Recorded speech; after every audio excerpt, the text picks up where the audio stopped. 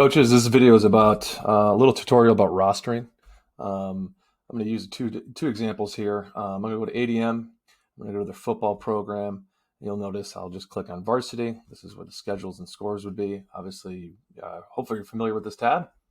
On the left-hand side, you got these different areas to go to. Obviously, for roster, we're going to click on roster. You'll notice that there's no rosters for ADM football yet. So in the upper right-hand corner, we have some different tabs. If I wanted to add athletes individually, you could go right ahead and do that. But the one area that I like the most is this import rosters from previous year.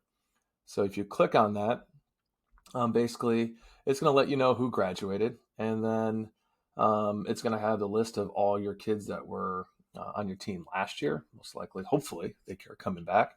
And if they are, just leave these on. If they're not, let's say if Aiden didn't go out, you just click off. All right. And then you just go through your whole roster, and then you can make edits later if you wanted to. And then you would just kind of go down and hit this start import, and it would import all your athletes into the system.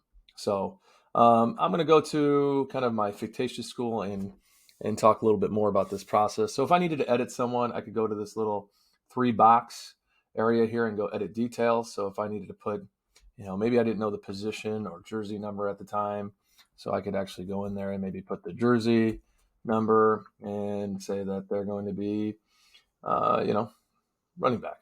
All right. And then I could press save down below. Sorry, didn't scroll good enough. And then that information would be there, which is good. Now you can see Austin Adams there.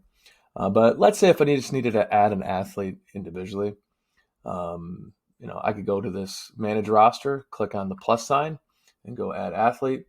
And then here, if you're utilizing our athlete registration, we're going to try to limit this to just the people who registered for your sport. But if not, we have a list of everyone in your school.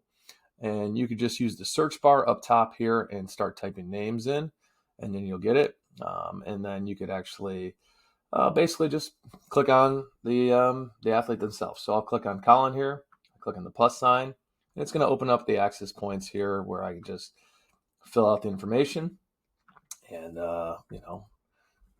just go through the process. If I want to put in the information in here, I can. And